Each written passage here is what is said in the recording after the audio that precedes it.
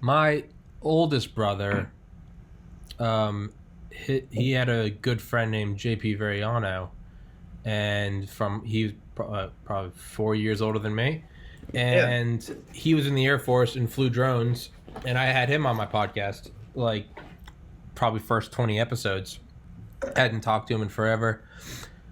I asked him if he had any friends or knew anyone, and he put me in touch with another one of his Air Force friends, Nick Phelps.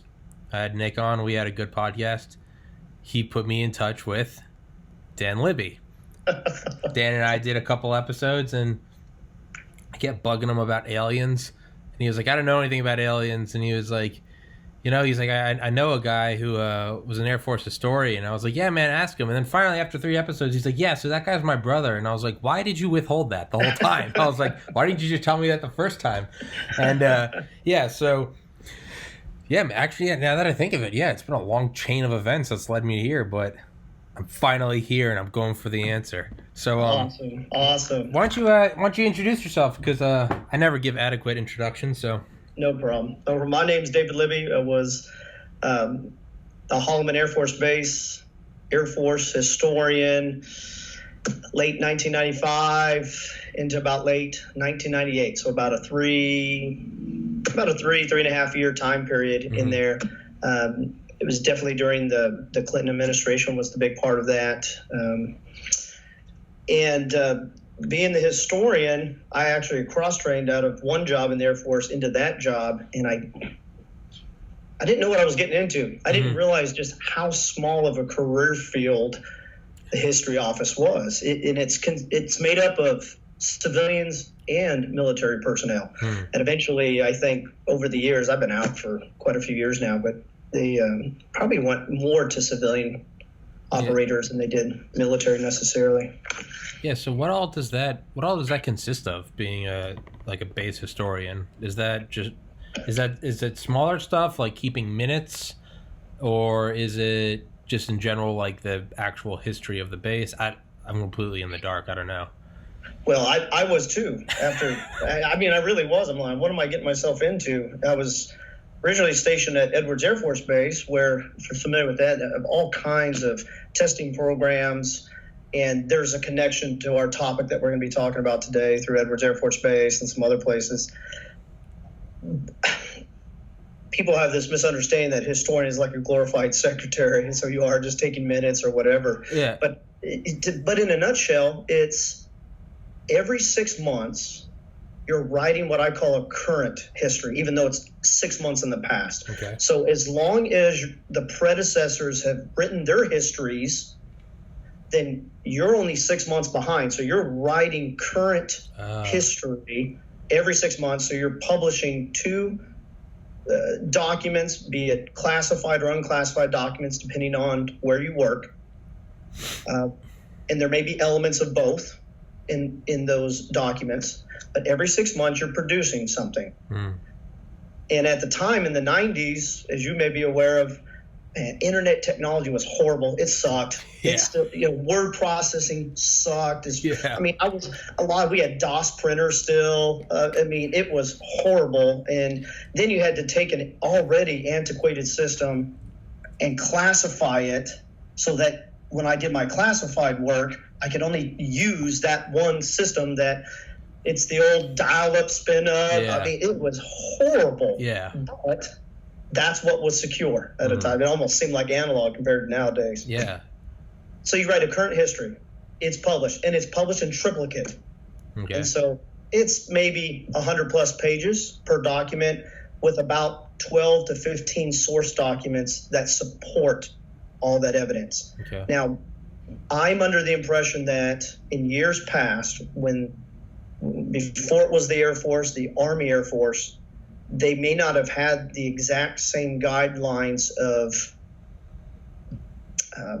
publication that I did when I was serving. So, for example, I couldn't tell you off the top of my head if it was triplicate when it was produced, when it was originally written, like it was when I was in during the 1990s. So, but they had copies. They had hard copies. They had digital copies, and then Air Force Command gets a copy, your base gets a copy, and then Air Force Command, nationwide, they get a commit. So it's all in the repository. All the information you can think of is there. And so when I wasn't writing history, I was reading history. And so I had this huge top secret vault in my office. I mean, I thought it was a bank vault with the dial-in combination, and you had to change it every so often. And it was a big deal, man. It was a big deal to walk into that. And I was a little lowly E-4, trucked the whole history program for that base.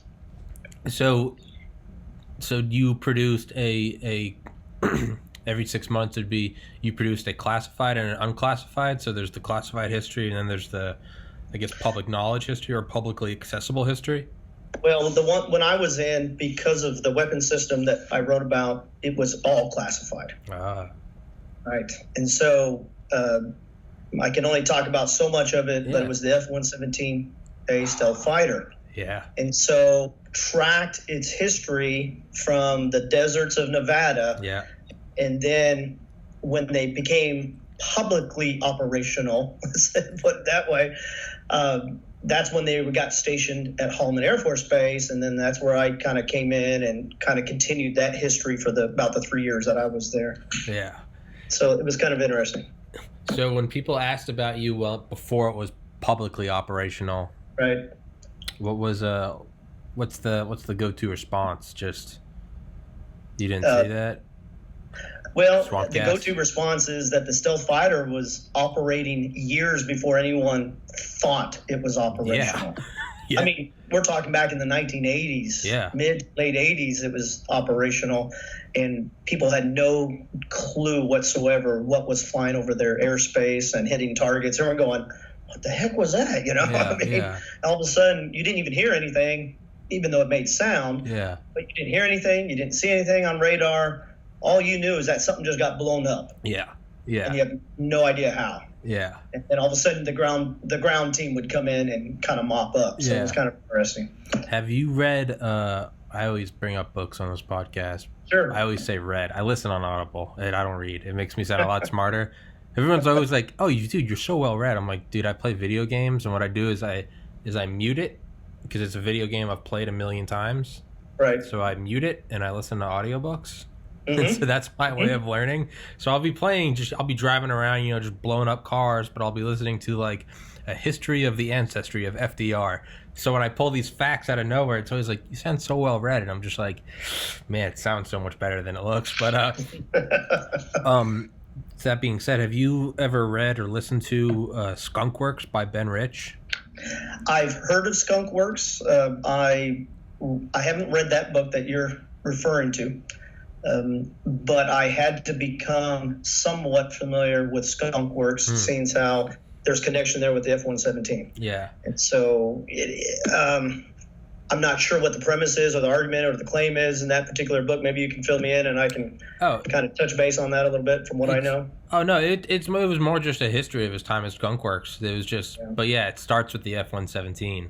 Yeah. And it starts with they're doing like a test and they're having it fly over some radar, and they're down there with the ground unit. And the ground unit, obviously, it's need to know, so all they know is they're testing a new stealth thing. But it was a special access program, so it was so secret that they had figured out like a geometric configuration that reduced its radar cross section to that of a ball bearing, that they didn't even let the people in the military in on that. Right. They're like, this is a paradigm shift in military superiority. Right. I mean, he describes it as like, we used to send multiple planes out on multiple sorties to hit one target. Now we send one plane out on one sortie to hit multiple targets. He's like, he was like, it was the biggest shift since really thermonuclear weapons, and in terms of just getting a leap ahead of everyone else. So he goes, it's coming, and they've got the chase plane. And he goes, because we couldn't tell them how this was going to evade radar, we had to make something up. So he goes, Ben Rich goes, there's a little, there's like a box in the nose cone. You can't see it, but it's a stealth box and it jams radars. And so the thing comes over and they see like the chase plane and they paint the chase plane, and all the radar guys look at it. And I'm like, is that it? And then apparently everyone gets quiet, and they're like, what is that? And they just see a black triangle go overhead, and nothing pings. And by that time, if they had been enemies, they would have been blown to pieces. And that's right. Apparently all the guys were like, man, you got quite the box in there. Like, that's crazy. And like, they were none the wiser. It had nothing to do with that. So it was crazy that there was even secrecy within the military. But yeah, no, there's no claim in it. It's just an awesome history. Yeah. Well, and they had to be secretive. You know, anytime the military creates anything top secret, they divide out the contractors who build these things, even to that way. That way, if they're captured, I guess, by the enemy or something, tortured, they can't tell them everything because they don't know everything. Yeah. And it's done that way for a reason. Yeah. What's interesting, though, is the stealth fighter, and this has been since declassified, is it only carries 2 bombs. Yeah. And so to hit multiple targets is not really realistic unless the military has designed a bomb that is the same size as the payload they can carry. Yeah. That's more like a cluster bomb, with multiple type of, but it's not really. Usually they're just 2,000-pound laser guided bombs that they can be bunker busters, or they just take out communications towers like we did in Desert Storm against Saddam Hussein. So it's 2 bombs, and that's it. No machine guns, nothing. Yeah. It cannot fight air to air. Yeah. It's air to ground, and then get the heck out of there, and let's get home before they realize we were there. And that's what I love. I was in just at the end of Desert Storm, and when we sent the stealths over there, everything that you saw on the news, having seen the actual cockpit footage, I had that as well. Literally, what you saw on the news was after our F-117s flew by, bombed, destroyed targets, never missed one, and were already on their way home. And then all of a sudden, the night sky there in Baghdad lit up like the 4th of July, but they were shooting at nothing. There was nothing in the sky because we already hit our targets. We were gone. They never saw us, never lost a plane. And we just did that repeatedly. And they're like, Saddam Hussein, like, what the heck? Shut the front door. What's going on here? Yeah, man. Maybe that's his technicality. If it was 2 bombs, maybe 2 targets is technically multiple targets. But well, when you have a squadron of F-117s flying and they're dropping at multiple targets in the same strike package, no problem, right? You're hitting multiple targets that way. Yeah. So that's pretty interesting. Yeah, maybe that was the wording. It'd be like, let's say we had target A. And so, we would send out, normally you'd send out, multiple sorties, either one plane or multiple planes, and you would do a couple of runs. Correct. And maybe even a couple of days apart. Eventually you'd get it. And it'd be like, okay, we got it.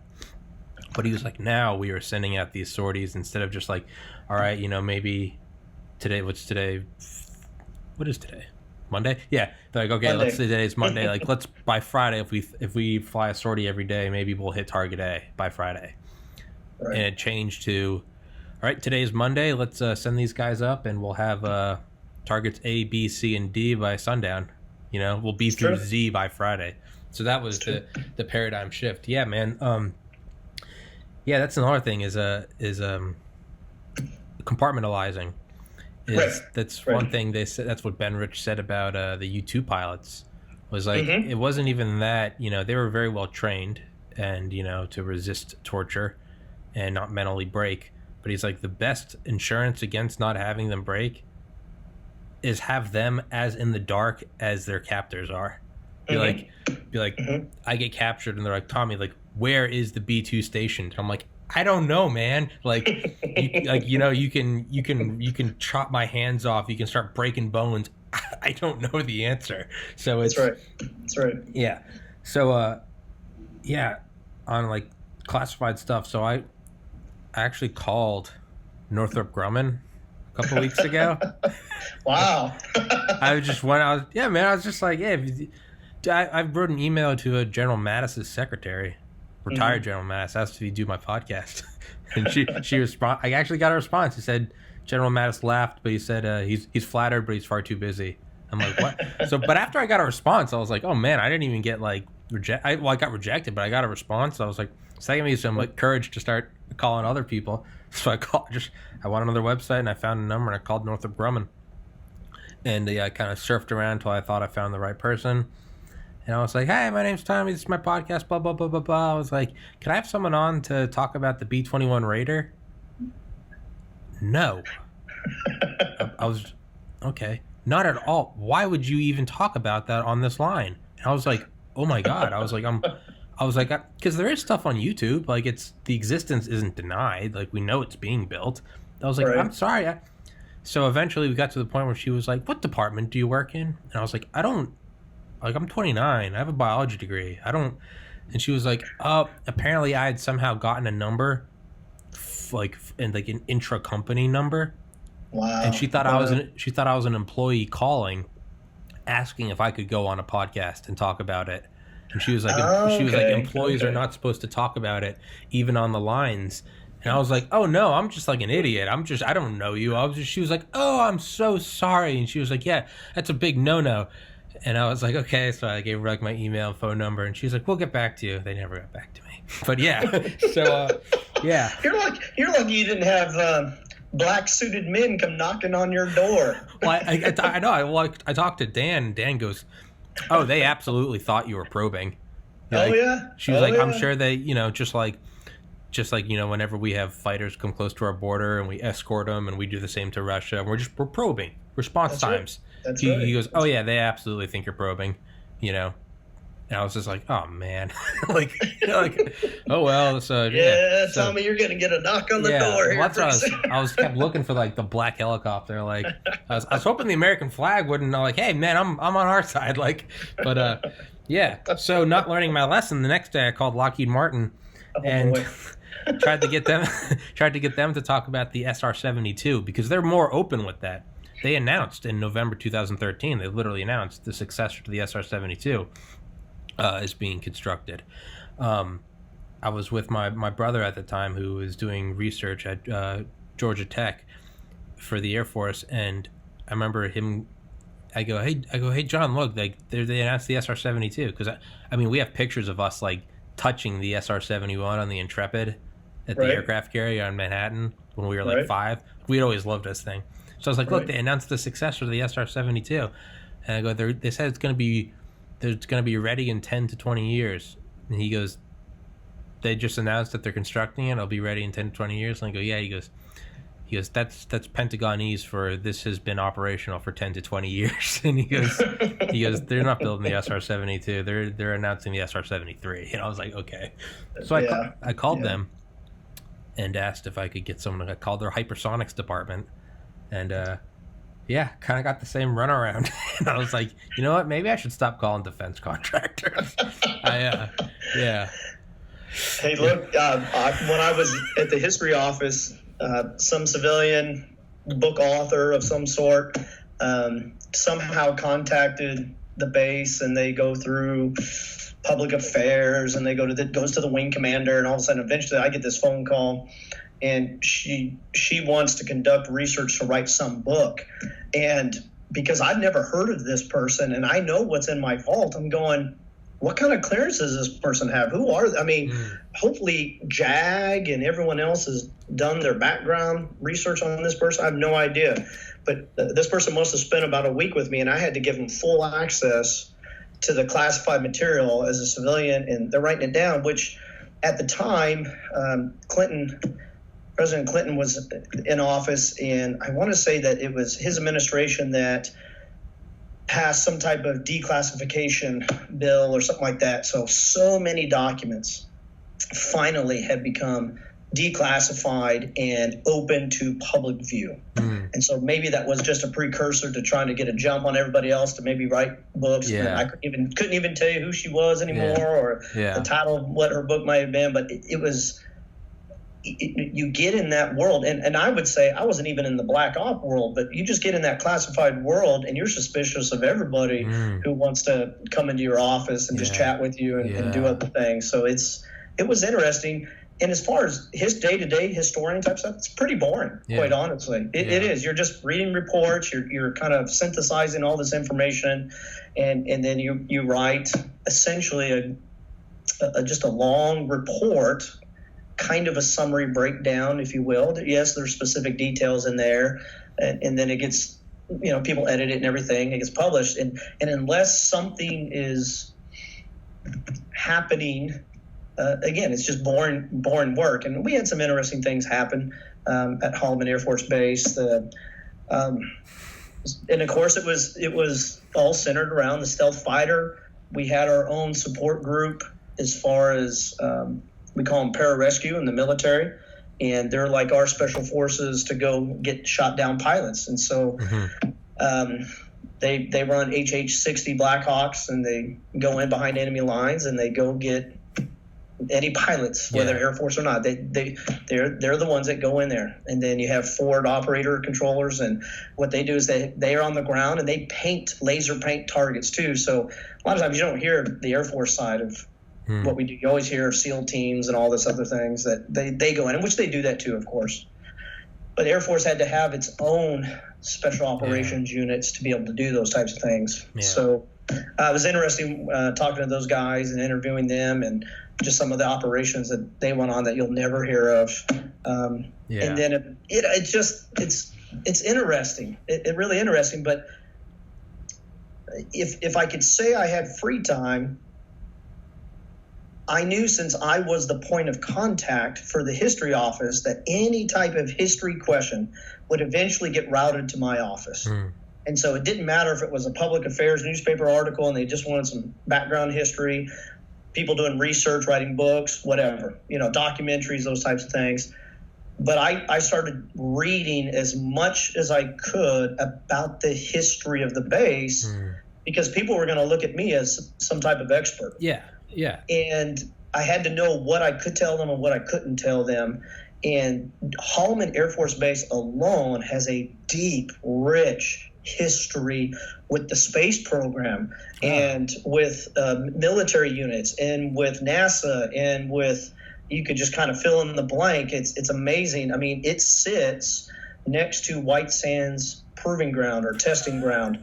And so it's like the largest land-based weapons testing certainly in the United States, but almost in the world. But adjoining that, it has that alternate landing field for the space shuttle when the space shuttle program was running. And it landed one time out there as well, just to prove that it can be done at White Sands. So, I mean, there's a lot of history there. And of course, if you talk to my brother, even off record, it just, it's all weather balloon operations out there, right? It's all it used to be. It really did. It used to be. I mean, that's what it used to be before the Air Force really kind of clamped took down. over. Yeah. Dan's pretty tight-lipped about that. It always makes me upset. So, what do you know about at Holloman Air Force Base when? I guess we're going off into the weeds here. Sure. When allegedly some flying saucers were there tampering with ICBMs, or so the urban myth or the legend goes, that they were there tampering with ICBMs. And what do you think that is? Again, hypothetically, and you're not speaking for the disclaimer, you don't represent the U.S. government, you're representing your own views, and this is Tommy's podcast. This isn't, we don't represent China. This isn't a probing podcast. All that being said, American flag. All that being said, That's right. What do you know about the weather balloons that interacted with the ICBM silos, allegedly?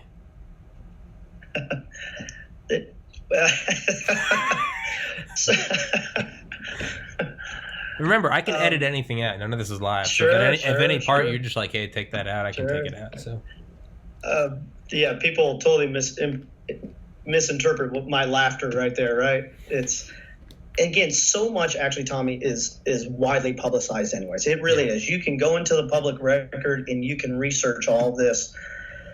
But one of the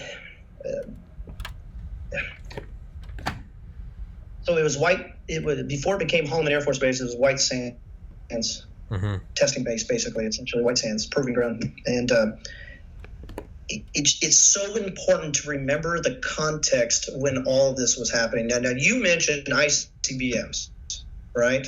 And so ICBMs, again, depending on the time frame that we need to talk about, if you're talking about World War II, late 1940s into the 50s, right, Korean War, eventually late 60s, 70s, Vietnam, but certainly late 40s, 50s, even into the 60s, we're not talking about ICBMs. I mean, ICBMs were not developed yet. They did not exist, yeah. Right. So we can't talk about ICBMs in a time context where they never happened, right? It just So all we had was these huge, expensive B-29 Super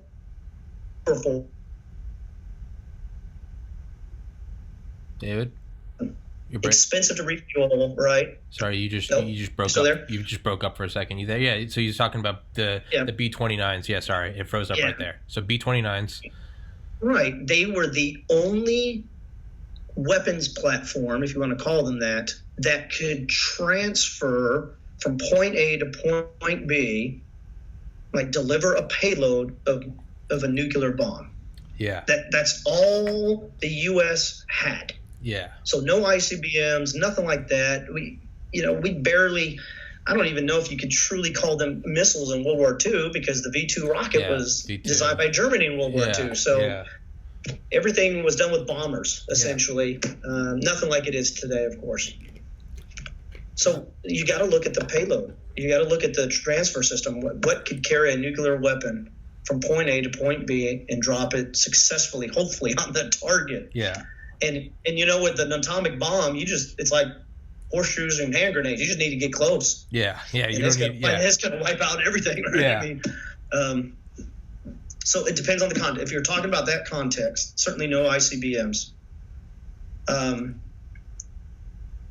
So what did we have? We really did have high altitude, Mylar designed, Mylar material weather balloons. I guess is the best way to call it. But they weren't just simply weather balloons to send up a weather balloon to, in the upper stratosphere or something, Yeah. 15 miles plus, high. We're not just recording wind speeds and whatnot.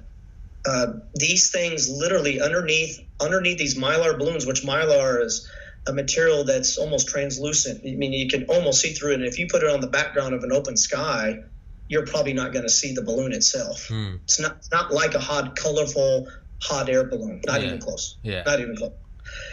But they had to have some way of tracking these hot air balloons up in the sky. So either they were tethered to a really long line, miles of cable, so they could bring them back down. But also underneath them, they carried a payload. Well, what was the payload?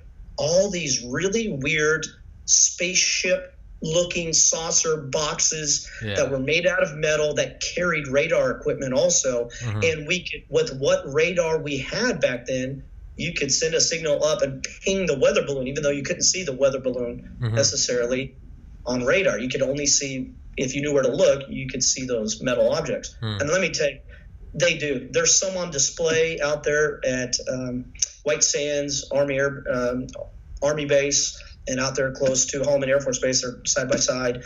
You can see I swear they're spaceships. I swear they look exactly like the 1950 science fiction saucer spaceships, little green men. Yes, some of them do, and some of them look like cigars, cigar shaped. I mean, you're going. So it's not a surprise to me why people would think that. It really is. If you just look at the evidence there, I'm not surprised. Now, what do you do with them though? That's always the key question. Like, what do you do with these hot air balloons? We're in the atomic age now. Yeah. We've only got the B-29 that is strong enough to carry this heavy payload. I've been to Trinity site. I've stood at ground zero. Oh, really? I've seen them. Yeah, it's great. They open it up twice a year to the public there in New Mexico, so you can go. Hundreds, thousands of people go and visit this thing every year. But you're going, okay, that was the first time the atomic bomb was actually initiated. Then we send 2 over to Japan. Those things are good size, and they're heavy. They're so heavy. Nowadays, what they put in an ICBM is small in comparison. What's so large is that rocket that has to go into a lower orbit, to transverse the globe to be able to hit your target on the other side. Yeah. That's the big part. The payload is small. Yeah. And you can carry multiples warheads. MIRVs. Payloads, right? Yeah. So, yeah. Now, not back then, man. One huge bomb to do the same thing that we can do with more now destruction with one ICBM, that type of thing. So how do you transport? How do you transport nuclear weapons where the enemy doesn't know that you're transporting them? I don't know. Put them on a balloon. Maybe. Right? Maybe. So, that's a suggestion. So put them on a balloon, send them over. They don't know what to look for, and all of a sudden you're dropping nuclear bombs. So maybe just tuck that in the back of your head for a little bit, and we can play with that a little bit and see. But there was no other way. Yeah. I mean, to transport nuclear weapons, perhaps. Japan tried to firebomb the U.S. with incendiary bombs strapped to balloons. I think they sent like 100,000 over the Pacific Ocean. I think one made it. Yeah. And I believe it actually killed someone like a year after the war. And it's the only, aside from Pearl Harbor, it's like the only mainland casualty of the war. I think so. Yeah, I think it was like 1946 or something. It was in like Seattle or something. Someone was in the woods and like an incendiary bomb went off. But it's not really a far-fetched idea. I mean, Germany was using hot air balloons and stuff too. We were using hot air balloons back in the Civil War. Yeah, and literally, we, the North and the South, whoever was using them, would drop the equivalent of a hand grenade and take pot shots. Yeah. At the enemy using hot air balloons. So it's not that far-fetched in one sense. Now the question is, but what about the Roswell incident? Yeah, so... Right? How does this all tie in? Yeah, so I had a friend on the other day, and we were talking about this, and we actually kind of did some research during the podcast and made a connection. So we were talking about, like, what if, let's say fireworks are illegal, right? And let's say I'm here at my house, say it's just me and some friends, and we get a huge bottle rocket, whatever, Roman candle, whatever, just a bunch of, kids are doing. And we fire it off in the sky, big boom, maybe break some windows, right? 10, 20 minutes are going to pass, and eventually, actually, I don't even know why I'm using this as a hypothetical. I vividly remember my freshman year of high school. Me and my friends shooting bottle rockets at each other. We'd like use trash can lids and like then we'd go back and hide in the garage and we'd wait for a couple minutes, and like sure enough you'd see a squad car roll by, and they didn't know exactly where it was, but they knew it was one of the houses in the cul-de-sac. So they come close and there's a little bit of time delay. So time delay and a little bit of they get within the area spatially. So the first nuclear test was on July 16th, 1945, Alamogordo, New Mexico, as you know, Trinity Test Site. Roswell was 8 days shy of exactly 2 years later. So July 16th, 1945, July 8th, 1947. Correct. So time delay, right? Correct. Distance between Alamogordo and Roswell. 117.2 miles of the 24,000 mile across Earth. Correct. 2 years, almost to the day, 117 miles, and the place where we set off the very first nuke, not Hiroshima, not Nagasaki, but the very first one, the metaphorical Roman candle. Right. And not only that, but as you said, where the 509th was stationed, the only atomic bomb wing, not just in the United States. At that time, it was the U.S. Army Air Forces. This is before the Air Force. Correct. So it was not only the only one in the United States, it was the only one in the world. The only atomic Air Force wing was also right there. So it's almost 2 years later to the day, only 117 miles apart. It's where the first nuke was, and it's where the nuclear wing is. It is kind of weird that, again, this is all allegedly, but it is kind of weird that that's where a flying saucer would visit, isn't it? It's the squad car. It's the squad car rolling by, and it's like, hey, humans have been killing each other for eternity, whatever. Y'all just unleashed the nuclear bomb. Like, okay, this is civilizations make this jump. It's like puberty for a civilization. You've hit the, now you're not just an angry little kid. Now you're an angry kid, but you have muscle and a growth spurt, right? So now humanity is, we got this little temper tantrum, but now we don't have to throw dumb bombs or muskets. Now we're, what did Oppenheimer say? The power heretofore reserved for the gods. Like that's so. What are your thoughts on that? Am I drawing too much am I anthropomorphizing it? Am I making too much of an easy argument? But and I'm a big science fiction Star Trek fan. I love stuff too. And so the big thing is when the Federation makes first contact with a new species, new planet, according to their guidelines, they're only able to make first contact once a civilization achieves warp speed, like the ability to travel faster than the speed of light, that type of thing. Otherwise, they're supposed to be hands off. Yeah. And so that's kind of the same theory, which I'm not surprised because I know that science fiction has influenced more this story than this story has influenced science fiction. More has been written about it, just kind of a historical background, if you will, and then more has been written about it that it has nothing to do whatsoever with that particular incident in the military. It's quite interesting. I appreciate your analogy there of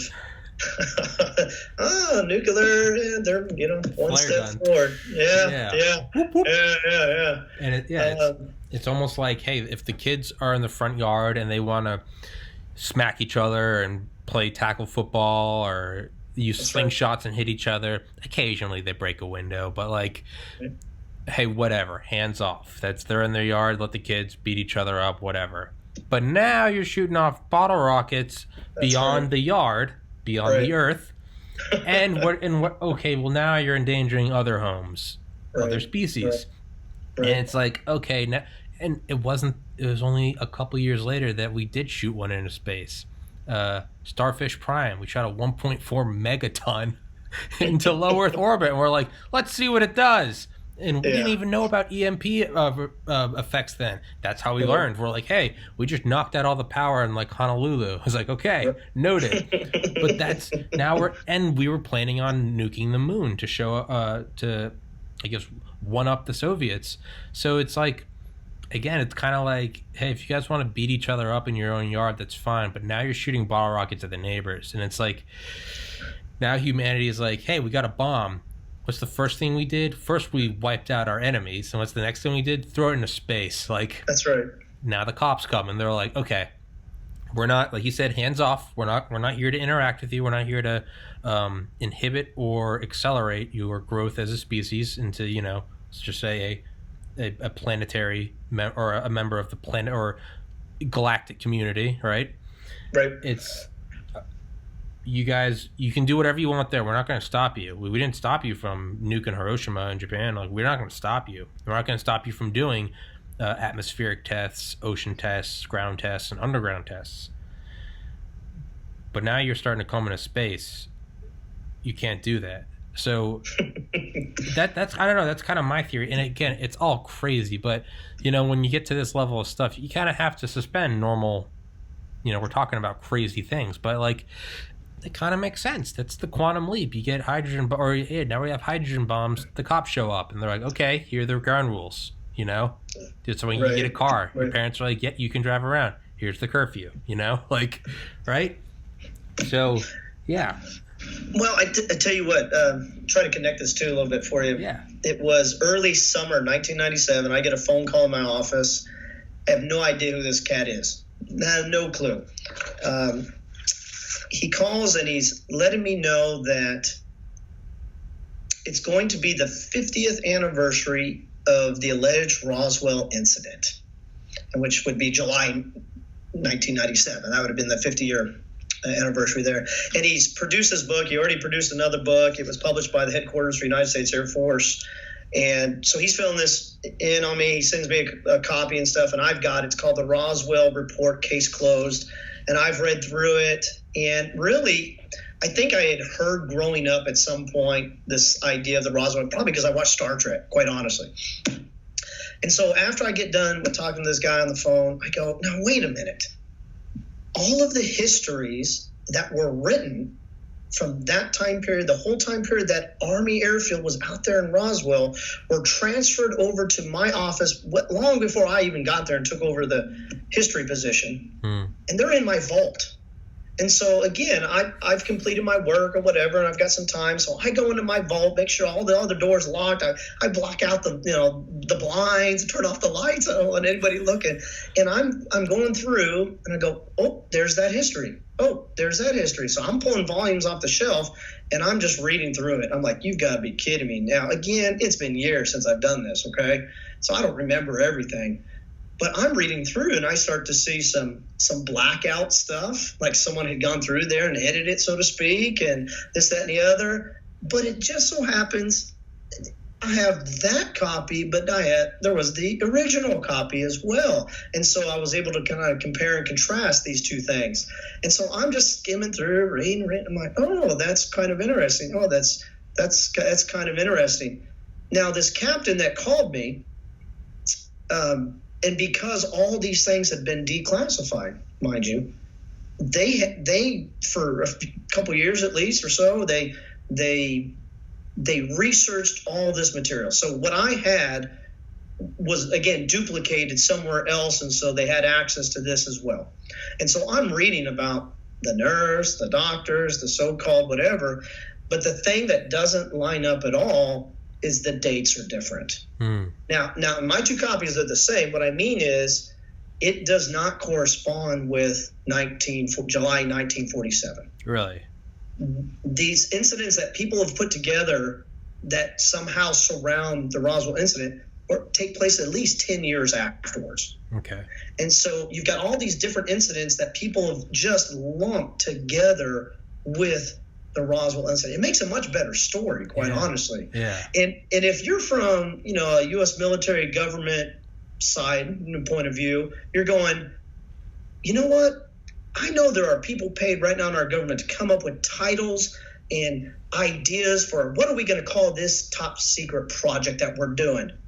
Well, heck, the people out in Roswell, New Mexico, they're calling it space invaders, space aliens and all this other stuff. Let's just go with that. Yeah. They're going to run with it. Why do we need to come up with something to kind of put a top secret label on something we don't want the public to know right now? Yeah. But it had nothing to do with actual aliens, et cetera, et cetera. It's really quite interesting to, when I read through that stuff, I'm going, they're not even, 10 years is a huge leap just in logic when it goes to make that connection that, oh, this all happened. No, this all happened back here. Here's the evidentiary proof of that. And so we have trails. We have document trails for that. We have evidentiary trails of all of that. So it's pretty interesting. His book kind of helps summarize all that. Again, I was able to read a lot of the actual histories of that time period. Fascinating. If I wanted to, I could probably write a book about it myself just for fun and send it out. That would be interesting. But again, think about this.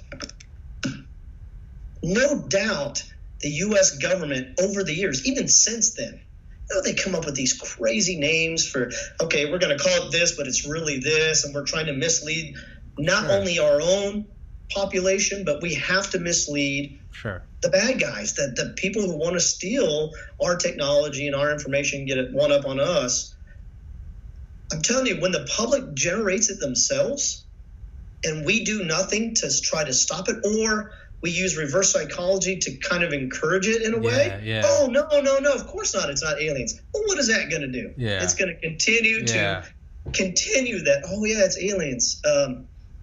Well, I tell you what, the 50th anniversary came, and it was crazy. My phone was ringing off the hook. I'm trying to answer questions about the Roswell, and I'm going, I wasn't there. What are you talking about? I wasn't even a twinkle in my dad's eye. My grandpa had just got back from fighting in World War II, and you want to ask me about the Roswell incident in 1947. What do you got? Right? Just call after call. And if you've ever seen pictures or visited Roswell, New Mexico, I've been there plenty of times. that is a huge tourist industry there. Without aliens in Roswell, there is no Roswell. Yeah, it's nothing. There's no reason to visit Roswell, New Mexico. Yeah. There really isn't. Yeah. But I've been there. I've been to the museums. I've been to states down. I go, no, that's not right. Oh, yeah. No, that's not right. Where'd they get that green, funny-looking guy? Yeah. No, that didn't happen. So it's interesting, though. Go ahead. It's interesting. No, I mean, it's definitely advantageous to, black projects. If the people think it's a UFO, let them think it's a UFO. Why not? Because it's just you're not going to be suspecting, hey, do they have, because what is the U.S. government? Do they have a black triangle that can evade radar? No, it's UFO. Well, it's kind of like in World War II, the British started sowing seeds. They made up a rumor and kind of spread it into Germany, and that's where the whole myth of eat carrots to have good eyesight. They said that their airmen and their sky watchers had all been eating carrots, and that's how they could see the German planes coming in. It's because they didn't want the Germans to know that they had radar. Right. So it's better for you to believe in some urban myth than it is to go, wait, do they actually have something? Because if it's just they're eating carrots, then it's like, whatever. But if they have radar, then all of a sudden you become a target for sabotage. And so if the people, and by relation other state actors, think that it's a UFO, well, that's perfect. You don't want them to become looking at your stealth bomber. You go, oh yeah, we don't know what that is too. That's definitely not aliens. Like, thank and what's God, a UFO? Unidentified flying object. And if I, the layperson, don't know the what civilian it is. population, I'm looking at something that just flew over my head or dropped in my backyard in 1947, Roswell, New Mexico, Mr. Podunk Farmer there going, what the? What is that? It's a UFO. Yeah. Because he don't know what it is either. Yeah. No, that's another thing that never gets really addressed, is that a UFO is subjective. It cannot be incorrect. Right. It is. If I don't know what plane that was, that's a UFO to me. Right. Yeah. So something I an idea I always talk about is like, so think about Operation Paperclip, right? We brought over tons and tons of Nazi scientists. The most notable Werner von Braun, but we also brought over chemists. I can never forget the famous Otto Ambros. We brought over Walter Dornberger.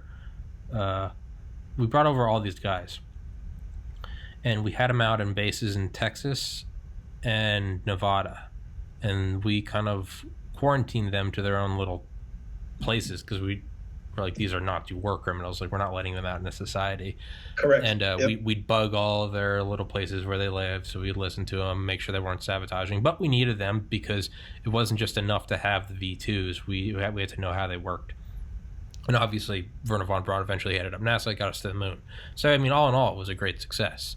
And everyone that has a moral problem with it, it's like the idea of, if we have them, we know the Russians don't have them. That's the only guarantee.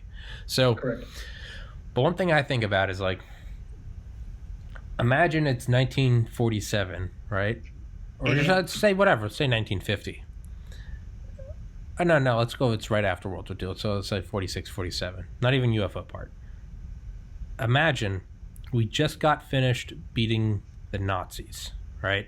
Sure. How many Americans just died over there? World War II, the world was at war, including civilians, 85 million dead on the upper high end of estimates, and it ended with atomic warfare, all right? Right, correct. All right, so that just happened. And it's 1946, 47, so human flight has only existed for 45 years.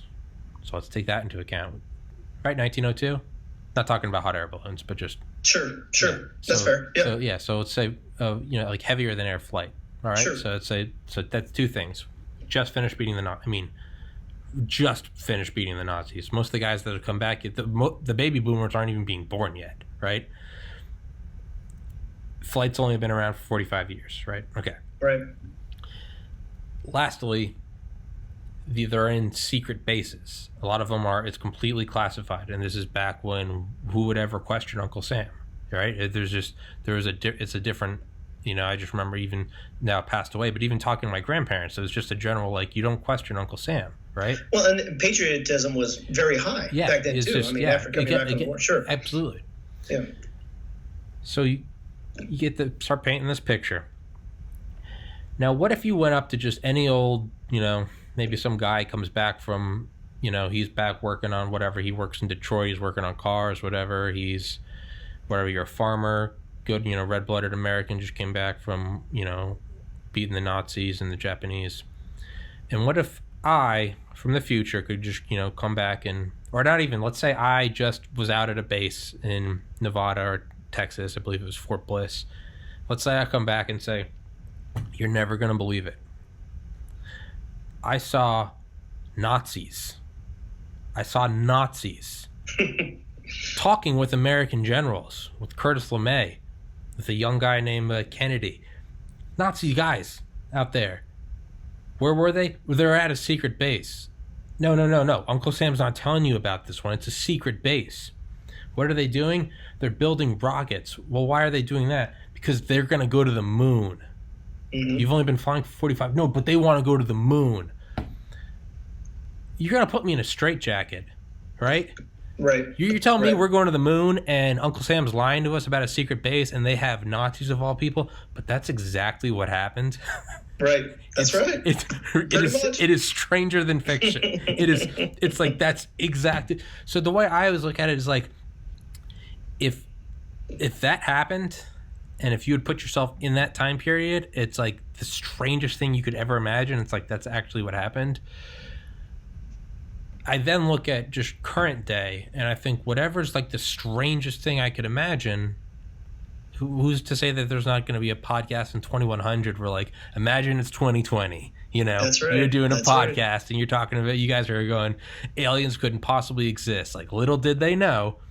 So that's what I think of as, like, what is the insanely just ridiculous far out there, like, ooh, but it's like in 100 years, it's like people are just like shaking their heads like they had no idea.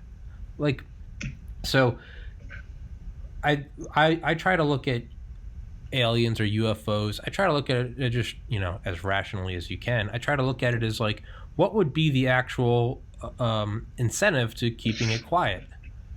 Well, you don't need to go on the whole, the public can't handle it. No, there's a very real incentive. It's technology.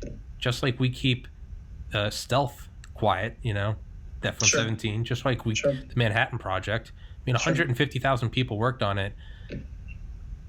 Only 1,000 of them. So that's another thing. Is people? It's like it's not that 150,000 people worked on it and didn't know what they were working on. 150,000 people worked on it, and they didn't know they were working on it. They didn't even know that they were being compartmentalized. Correct. It's one thing to know you're compartmentalized. It's another thing that they didn't even, like, energy production in Tennessee. It was like, what? They had no idea that they were helping build a fission bomb. It was just 1944. We're just doing whatever. But like, and that's the other thing too is I don't know what will. I mean, I wish I could have a time machine that would go forward. Yeah. I mean, that's just as fictional as anything else. Sure. But what will they say? Yeah. Years from now, 100 years from now, 1,000 years from now, whatever. I often wonder about why do we want to believe in aliens from some other part of the galaxy, whether known or unknown, or I don't know, why are we so caught up in this? What caused that? I mean, I'm not going to find an answer to it. I know that already. But we are fascinated by that. And I'm not talking about all the kooks that just recently, what was it? Just a few months ago, they were out there. Area 51 raid.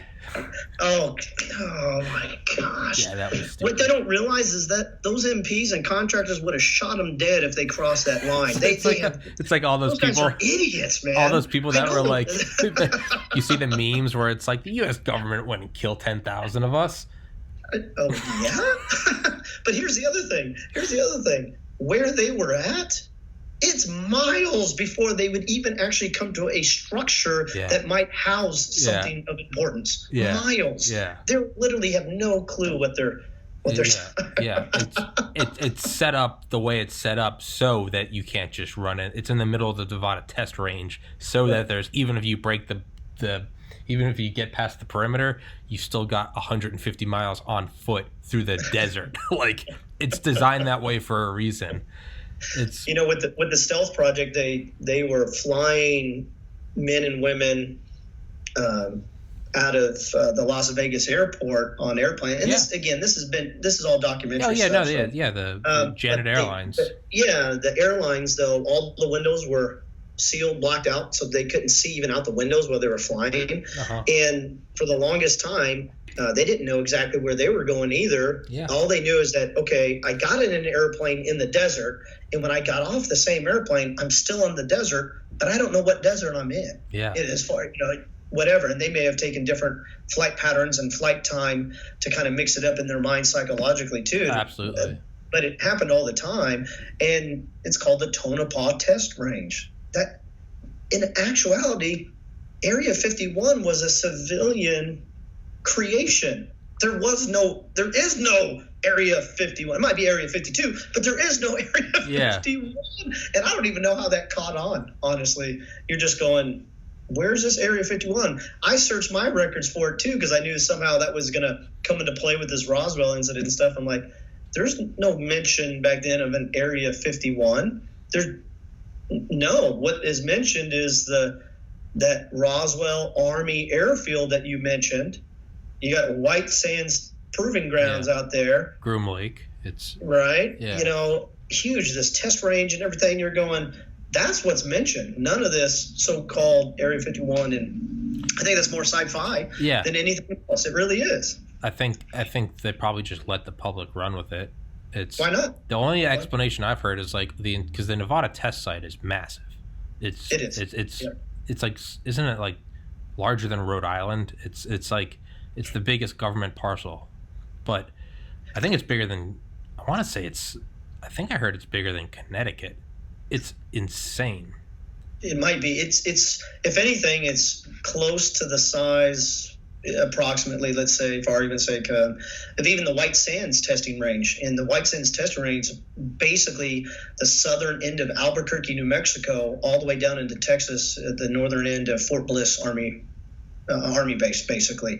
I mean, it's miles of. It's insane. And well, again, New Mexico, though, is the fifth largest state in the entire United States. Yeah. Nevada is pretty large too, being out there. Who wants to go out in the middle of that desert? But I mean, they've got the wide space. It's government controlled for the most part, and it's secluded. I mean, it's perfect. Yeah, perfect for these things. Well, no, it's absolutely There's no conspiracy beyond that. It's just like, it's a huge parcel of land. It's not valuable land. It's not like, hey, we could be putting valuable commerce and industry there. It's like it's in the middle of there's mountains everywhere.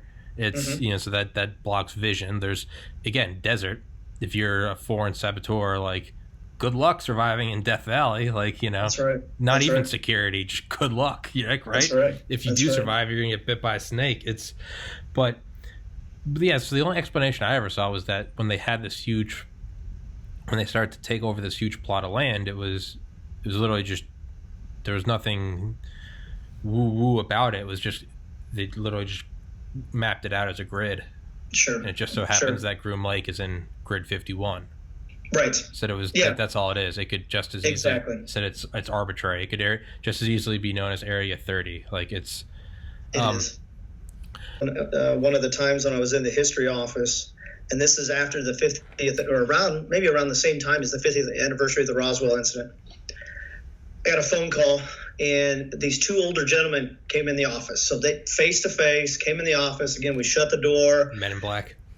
Not Men in Black. I was surprised. They were older gentlemen, and I got a chance to interview them one-on-one, basically, as we were in there. So the three of us just sat down, real casual environment there, and I'm not going to tell you the name because I can't remember the name of the one guy, but this was the guy that the government put in charge of the Blue Book reports. Dr. J. Allen Hynek? Go ahead. Dr. J. Allen Hynek?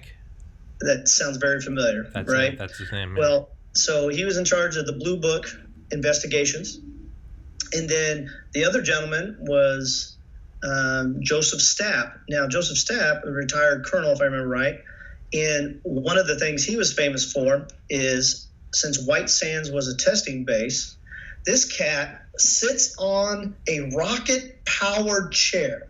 And the chair was like a wooden, I don't know if it was a wooden chair, a metal chair, right? He straps himself to this thing. It's a long train track looking device. They light that sucker off. Yeah. He breaks the sound barrier on land while basically really not in any type of special outfit or gear. When it stops at the other end of this track, it's a water break. So again, Mach 1, boom, flies down this track. He breaks the record, okay? He hits the water break. He was so jacked up after that. His eyeball was basically hanging out of his eye, broken bones, bruised all up, face all swollen. I mean, this guy, I don't know how he lived. And as an older guy, you could kind of tell this cat had been through the ringer. Someone ran over him with the boss, backed up, ran over, backed up, ran over. I mean, but he was still kicking at that time. Yeah. Well, they want to have a conversation about the Roswell incident. I'm like, what? What? Because they were there, connected or close to that time frame. And the guy that was investigating all this Blue Book incidents, basically what he did is when people from all over New Mexico would call some government number, call the base, whatever it was, hey, I think I see lights out here. I think there's aliens. I think there's this or whatever. He was the one that would go out to the actual locations and investigate it to the best of their ability and record their findings. Mm-hmm. And in not one incident did he tell me there was little green men from Mars that came down and landed. Here's what he did see. And it, again, this is well documented. Yes, there were plenty. It's what's strange to me, though, this is the strange part, is these incidents of launching these balloons up and literally having one or two of these atomically correct dummies, if you will, to the best specification of technology we had at the time, launch these suckers up in the air, throw them out of the balloon, and watch them hit the ground. Yeah, I know. Yeah, I know they did that. Yeah.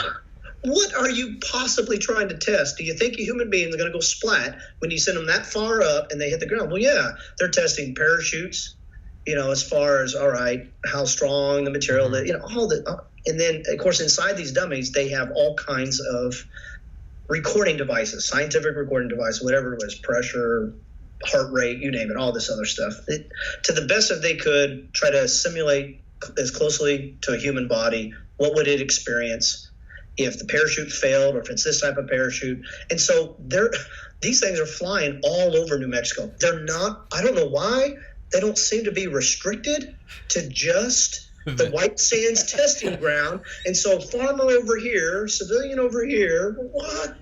All of a sudden, they don't see the balloon, but then they see this thing fall from the sky. They come up on it. What the heck is that? What are you going to say in 1947 if you happen to see something? Or even the 1950s? When was H.G. Wells' War of the Worlds produced, right? Yeah. Green Martian, all this stuff coming together. It makes a great story. Yeah. But they have some of these, at least they did at the time. They had a couple of these on display at the White Sands History Museum, Air and Space History Museum there in Alamogordo, New Mexico. While I was the historian out there, I built a display separate from them, but they have those in the museum. You could probably go online and see the pictures of these things. I don't know how you look at this and go, that's an alien. None of the pictures, the actual pictures I've seen in the history documents and everything that I even had in my office, I don't know how you make that leap from, okay, that's an alien. Now, again, if you use the strictest definition of the word, that's alien to you because it doesn't look like you. It's foreign. Sure. It's different. Yeah, it's alien. It's alien. I get that. But this guy investigated all that, and he going, David, there was none of that. you may have heard stories about, the lights in the sky, they're swamp gas. And I go, it's a desert. There's no swamp in the desert, right? Yeah. I'm going, but I grew up in Southern California. I was stationed at Edwards Air Force Base, got restationed at Holloman Air Force Base. I lived in the desert most of my adult life, and I tell you what, the sun sets out there, the sun rises, the lights in the sky that you see sometimes when you're out in the middle of the desert, you really can't tell what they are. I mean, you really can. To say they play tricks on you at times, I agree with that. I mean, just seeing different light phenomena. It's not the aurora borealis, the northern lights, of course, but you just go, well, that's really interesting. It's a reflection of something or this, that, and the other. And he was able to prove all that none of that stuff that was called in during those times were actual aliens. And then you got, like I said, this Joseph Stapp guy just blowing records left and right. He was living during that time period as well. I don't know if they're even alive today. I mean, this was almost 20 years ago since I've been out. Now, this is back in 1997 that I talked to them. But I think part of this mystery, reason why it's still a mystery, is because Holloman Air Force Base has had that rich, deep history of everything. Enoch the chimp was trained out there, and he was the one that was launched into outer space before the first human, astronaut was. And they still, when I was there, they still had that test facilities, buildings and stuff. And let me tell you, there were still protests going on during that time frame because, we were abusing all the social justice warriors of that time period. They weren't even called that, but they were protesting, cruelty to animals and this. I'm like, I don't know about you, but I'd rather send a chimp up there first before I go up there. Yeah. We don't know what's going to. Anyways, Holloman Air Force has all this wonderful history that a lot of it is still somewhat classified because of the weapon system platforms and everything that they have there. And now it's it's a premier F-22 base. So Stealth Fighter has been retired years ago. It got replaced with a fighter wing again with the F-22s, and a lot of that weapon platform is still classified as far as what it really can and can't do, and that's fine. I mean, we need that type of protection in this country. We don't need to let all of our enemies know what we can and can't do. But really interesting. There's a lot that has happened out there during that time period. What do you think that they are testing out there now? So let's not even let's bring it, no pun intended, bring it back down to earth. And because you're right. I mean, dude, the flying saucers, the aliens, they're so fun. That's what it is. They're fun. They're fantastic. They are awesome. Like they are. It's almost like I heard a quote that was like, we want to believe in UFOs because it's almost sort of like a patriarchal longing. You want there to be some other civilization that's got it figured out, right? You want there to be someone that's got their, we cured aging, we have hyperdimensional travel. So it's almost like a sort of longing for like someone to show you the way. Sure. But it's also, it's an escape from the mundane, It's nothing, having heating and air conditioning and modern antibiotics and internet, like it's all great and stuff, but you get used to it. But man, some aliens, like there's the great unknown. But so to pull it back down, I think they're still testing weather balloons out there. No, I know they are actually. From time to time they're still testing weather balloon. Technology has gotten better over the years, but right when I was getting out, the Stealth Fighter had not been retired yet, and they were using a lot of the new drone systems at that time, and the drone systems at that time probably were, the ancestors of what we have now, but they were basically just the intelligence gathering type of drones, as opposed to, hey, let's strap that Roman candle bottle rocket on the wings and use it as a weapon platform also, which that's what we have today too, apparently. So they started getting into all that. I know it's probably blossomed since the time I've been there. But I think, too, one of the missions of Holloman Air Force Base at the time was not just having it was the Air Force's mission as well, having air superiority, having the best technology and equipment to be able to carry out the defense of this country and our allies. But we would train other countries there as well. I mean, for the longest time, they had the German Air Force there at Holloman Air Force Base. Really? And so the Germans would come over, and you had this large German population, which was really great for the economy there. You had some really good restaurants, and if you like German food, give me the bratwurst, let me tell you. Yeah. That does it for me. But we were training joint missions and stuff like that with the German Air Force. There was other countries, one in particular that we were training that was not widely publicized at all, but we were helping them train their fighter pilots so that they could defend their country against another aggressor that they were trying to break away from, if you will, or something like that. So they're an ally. Again, just an ally, but it wasn't widely publicized. The air system that they were flying and training in was one that I had flown in when I was at Edwards Air Force Base. It's not what I did full time, but I got a chance to ride in the same type of weapon system out there as one of those incentive flight type deals. Mm-hmm. But I tell you what,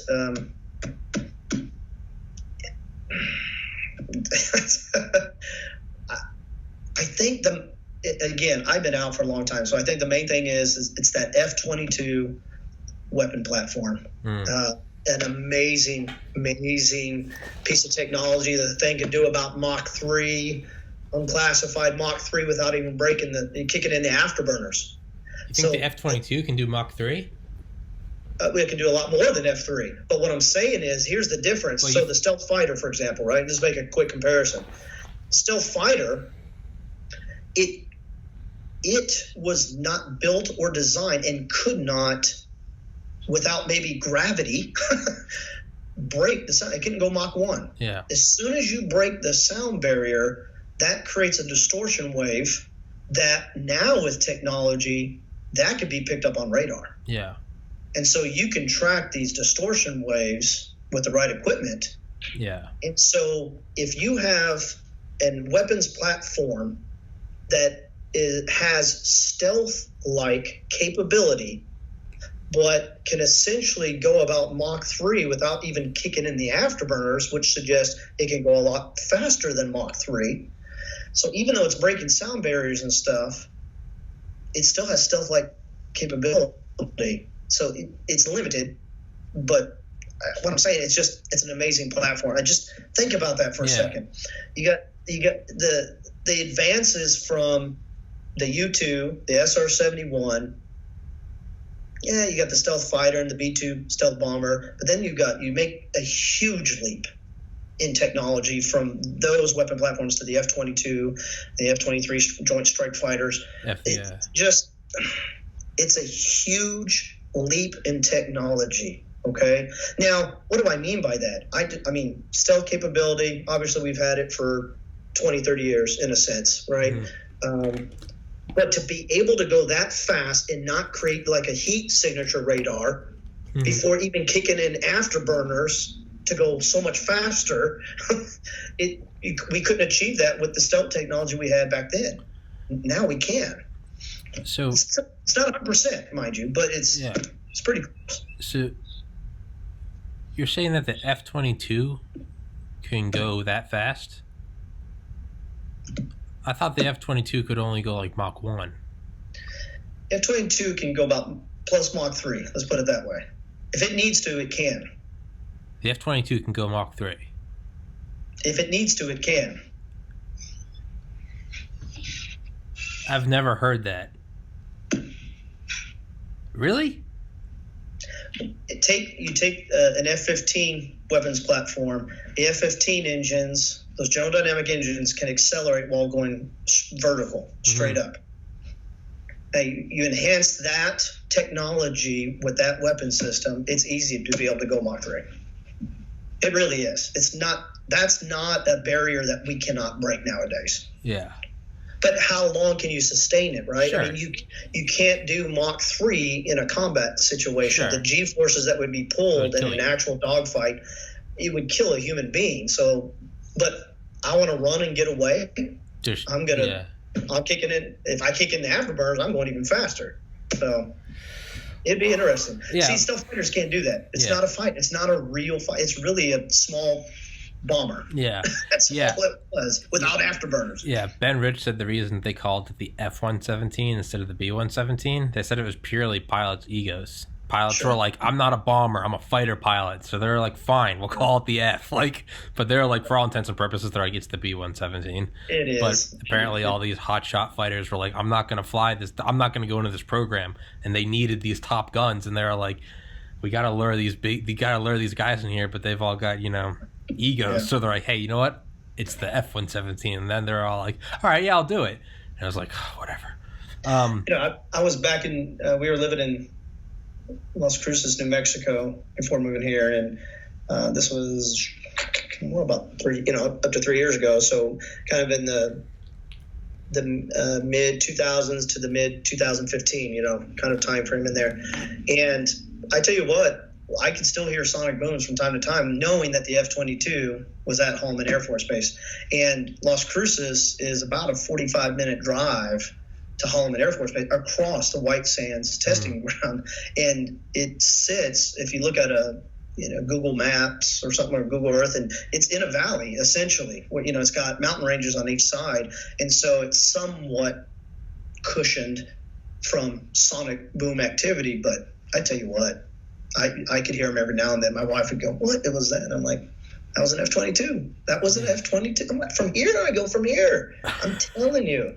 Either that, or they just did a flyby of an F-22 over the local, New Mexico State University football game or something. Yeah. Which they wouldn't have broken the sound barrier to do that. Yeah. Not without permission. Yeah. The thing is that we export the F-35. We don't export the F-22. We let our allies have F-35. South Korea, Germany, I think UK. UK does, yep. We don't let anyone touch the F-22.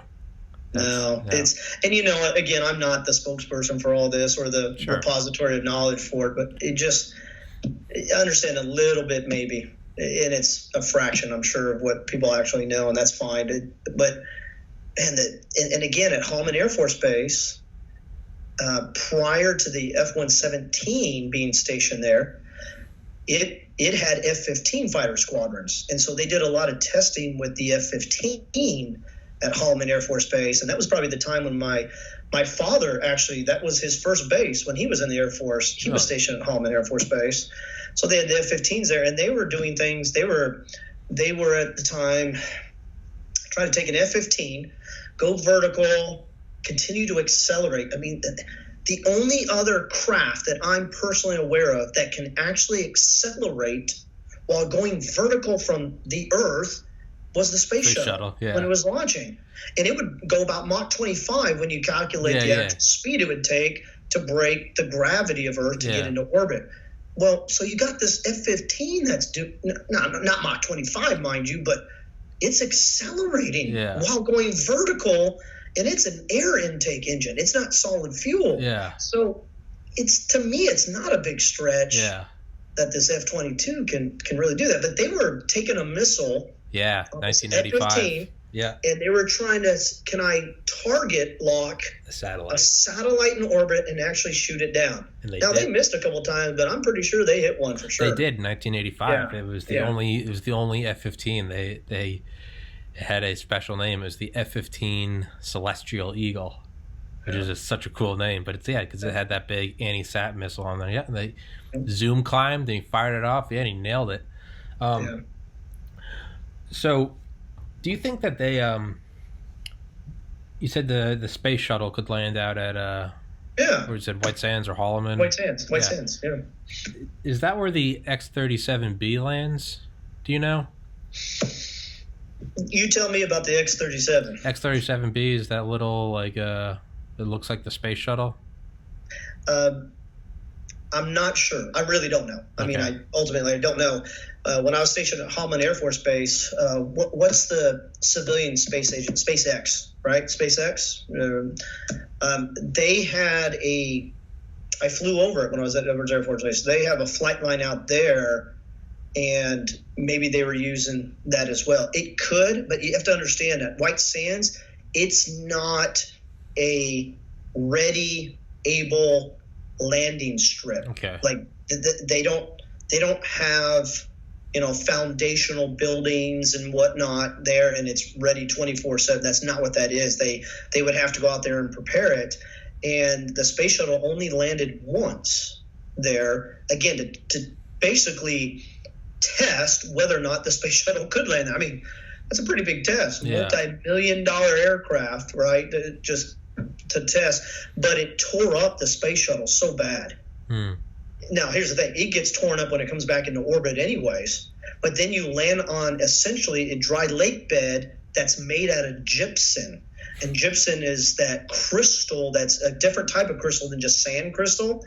And it tore everything. Not only did it tear up the space shuttle even more, but it also kind of tore up the other equipment that was nearby to help support the landing of the space shuttle. So they only did it once.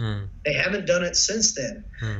But they know if they had to in an emergency, they could use that. And now when I was there, again, as being the historian, one of the things I recorded was there was a unit at Holloman Air Force Base that was responsible to be on standby any time that the space shuttle was in orbit and was going to come back down, because there was alternate landing sites in the world, not just the United States. And they could deploy there and within hours of getting there, set up an entire airstrip to support the landing of the space shuttle, which that particular group, absolutely amazing people that work there.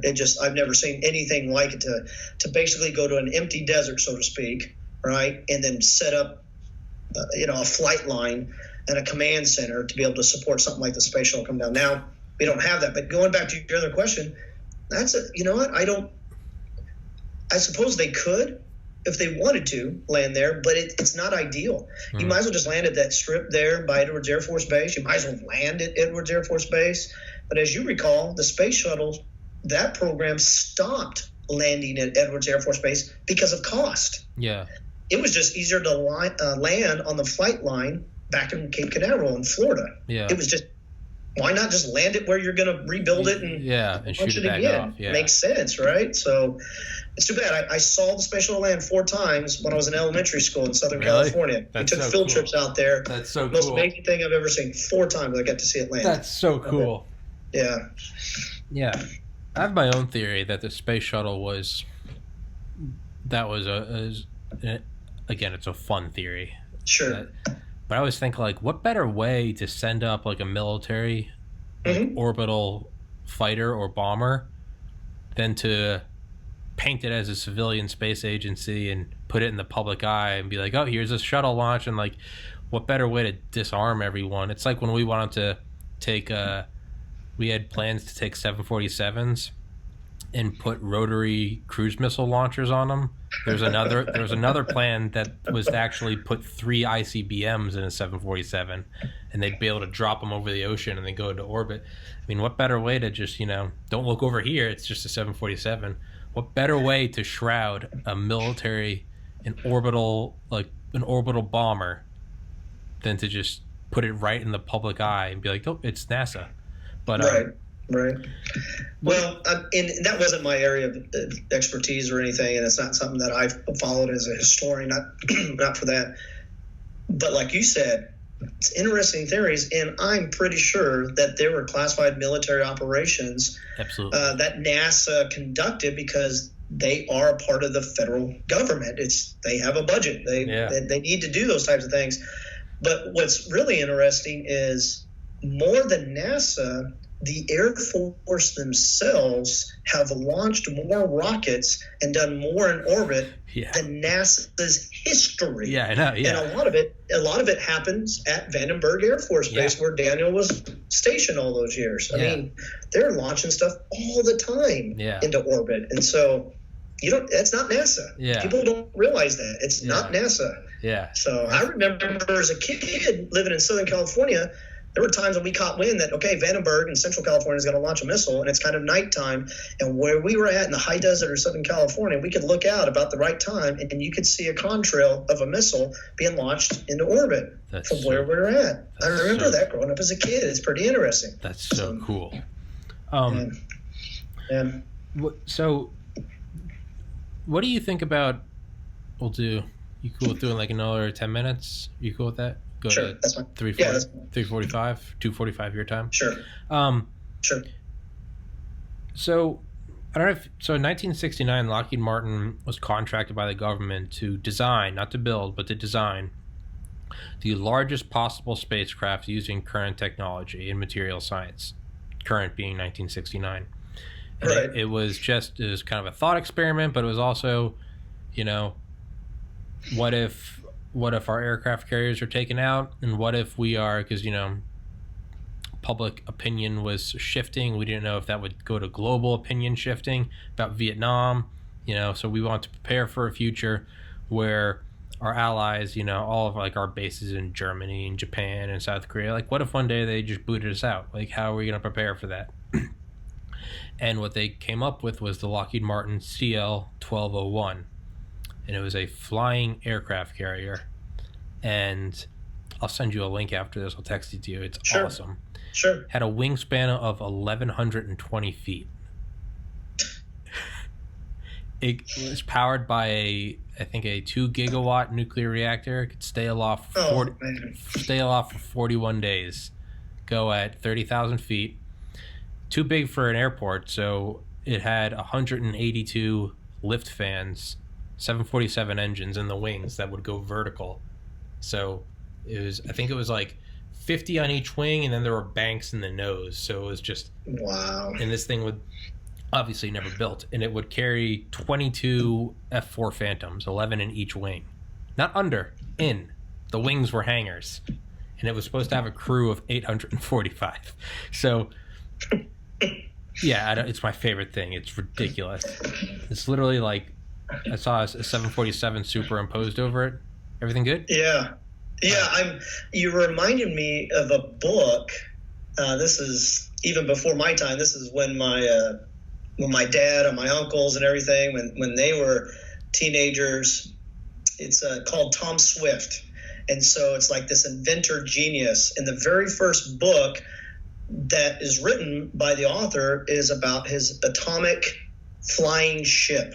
Yeah. And so it has these atomic lifters on the bottom of it. It is huge, right? Yeah. And inside, in the fuselage, it can have these mini helicopters, a little single-seater jet plane, and stuff like that. It has experimental labs all through it. Yeah. It's a great kid story. It really is. And it really gets the imagination going. Yeah. And I'm going, this book is like 1940s, 1950s, something like this, right? Yeah. And I've got the whole first series that was passed down to me. And now my kids are reading that. My boy is reading that right now. Yeah. Yeah. And so I don't know if you were able to pull it up there, but I mean, it's almost like what you're saying. Yeah. And I think I saw a YouTube video on that, something similar just the other day. And I'm going, it's too big. Yeah. But I won't. I want to see what I want to see is the helicarrier from Avengers. Marvel. Yeah. Yeah. Now that makes more sense to me. Yeah. Quite honestly, building something to that scale that can actually, like an aircraft carrier, but lift out of the water and whatnot, and then launch aircraft. That's, to me, sounds even more practical. Sure. But I don't know the physics, and the cost would be so enormous. It would be. That's why the U.S. hasn't done stuff like that yet. That we don't have a budget for things like that. Yeah, no, it's physically possible. It's just right. We don't who has the trillions of dollars to do that. No. So I wanted to tie that in with, what's your opinion on the Phoenix Lights in 1997? That the biggest UFO sighting, where even the governor of Arizona at the time, Fife Symington, who is a former Air Force pilot, even he said, I have no idea what it is. Because like the official claim was that it was A-10 Warthog shooting flares. Fife Symington was like, as an Air Force fighter, he's like, I can tell you, flares don't stay in perfect formation for like an hour and circle. He was like, flares, he's like, even long-lasting flares. And this thing, they said this thing had a wingspan that someone described it as, it looked like a B-2 bomber. And someone else said, no, you could land our entire fleet of B-2 bombers on the wings of this thing. It's probably the most notorious, behind Roswell, it's probably the biggest UFO sighting ever. Because there's actually videos of it. It's 1997 in March, and there was, it was like hysteria. There's tens of thousands of people were calling the police. It was, Wow. It was a big thing. Yeah. Was this at the Phoenix airport by any chance? It was over Phoenix. It was just over the city. I believe it was in March 1997.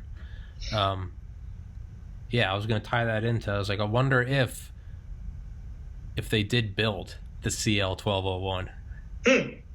I always think like that's the most realistic explanation, because obviously you want it to be aliens, but it's like realistically, like, you know, they did contract the design. There's actual schematics for the 1201.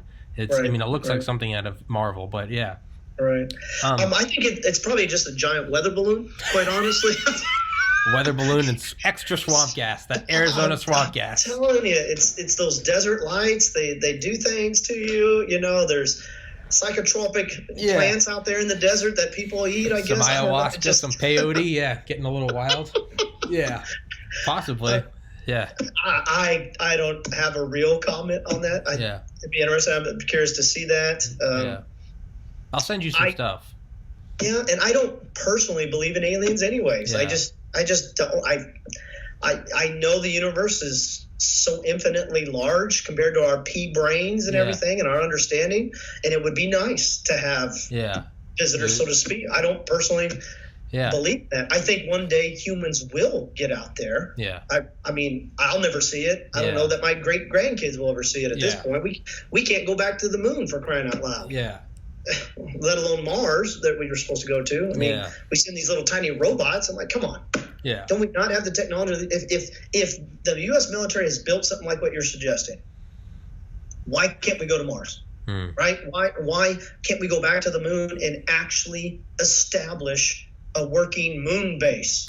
Back to the nuclear theory. Yeah. That a lot of the theories floating around in the 80s and even the early 90s was build a moon base and use that as a launching point into the rest of our solar system, at least, because you're not fighting the Earth's gravity and everything. But we can't even get along down here. What makes us think we're going to get along up there? We can't figure that out. Yeah. So I'll never see it, and my grandma used to say, "You never regret what you don't have." And so it's hard for me to say I'll regret not seeing that, but I'll never see it, so I'm not going to bother with it. Yeah. But it makes good stories. I mean, it really does. I'd have to investigate that Phoenix one, honestly. If we've got something that big in our, I don't know, arsenal or in our toolbox, so to speak, there's only a couple places probably on the planet truly you could keep it hidden from radar. Nevada. That's right. Right in the middle of the mountains. Or Antarctica. Yeah. Or that. All right. Well, I said I'll let you go, so I'll let you go. But hey, we definitely need to do another one, and because you're interested in starting a podcast, correct? I am. I sure am. We're doing these survival things. I've got a rich background. My wife and I are both educated, and we're constantly reading, kind of like what you are. I've just recently discovered Audible, and I've recently discovered that you can put the speed up to 5 or something. It sounds like chipmunks talking, but you're done with it. So but I mean, we're pretty well educated. We've been putting into a lot of practice. We feel fortunate with this coronavirus thing that, man, we got a chance to get about a 9-acre hobby farm out in rural Tennessee, and right now, I think as of yesterday or this morning, one case has finally been reported in our county. Yeah. So we're far removed from the big cities and whatnot. It'll get here as it has, and it looks like it's gonna follow the same pattern. There's a case, another case, case. Then there'll be a cluster, and then all of a sudden it'll boom and exponentially grow before it goes down again. Yeah. And that's what we're seeing in the big cities around us. That's exactly what happened in New York. One case, then another case, then a cluster, and then before you know it, boom, it's exploded, and they can't keep up. Yeah, I mean, that's the viral nature of it is literally, exponential explosion. But it's the hope is that we can get through the peak, because if you get through the peak, you're fine. you'll still have the problem, but it's a lot easier. Right. It's hump day, basically. You got to get over hump day. Right. I just don't want it. Oh my goodness. From what I'm hearing, I don't even want it just to say I had it and I survived it and now have an immunity to. Nah, I don't want this mess. Yeah. I'll take the flu. Yeah. Before I take this mess. So, yeah, I think one of my friends has it. He sent me a picture of his temperature. Oh man. It's like 104 temperature. His dad's a doctor and he's telling him, he's like, just stay home. It's like take an ice bath. But yeah, he said it is sick as a dog. So yeah, I'm doing my part and just doing a little exercise out in the neighborhood. I walk a mile in the mornings, get my brain going. But I've been spending all day in here, just been doing a podcast every day. I'm like, hey, I keep telling everyone, I'm like, coronavirus has been amazing for me because everybody's free to do a podcast. Everybody's like, I got time. So I'm a high school English teacher, and so we're not supposed to go back to work potentially April 24th now. Yeah. It could be the rest of the school year. So I'm doing online stuff with my students, but otherwise, I want to do podcasts. Yeah. Because I think at the end of this, Tommy, people that are doing podcasts are the only ones that are going to be employed. Yeah, I know. That's why I'm looking at it like, dude, people that would. I have a guy coming on Friday who, tomorrow I'm having on a rocket scientist. On Wednesday I'm having on Dale Comstock, who's been on before, former Delta Force. Nice. Because he lives in Bali, but he can't get back because he was here visiting his daughter when all the quarantines kicked in. So he's like, I got nothing else to do. So he's coming on. He's like, I got nothing to do. So we're just podcasting. Friday, nice. I'm having on a nuclear fusion professor from Oxford. Some dude who's normally just wrote a book, busy and booked. He is someone that's hired to be a speaker. Right. He's got nothing doing. So he told me, he's like, hey, do you want to guest? And I was like, absolutely. So yeah, coronavirus is doing wonders for me, but it's not to belittle the actual the deaths and hardships, but just making light of it. But we'll do this again. Let's absolutely. I'll send you my schedule, and yeah, man, come on again. And I appreciate it. Yeah, dude, thank you so much for doing it, and stay safe, and let me know if the Men in Black come knocking on your door. All right. Likewise. Take care, bud. All right, man. Peace.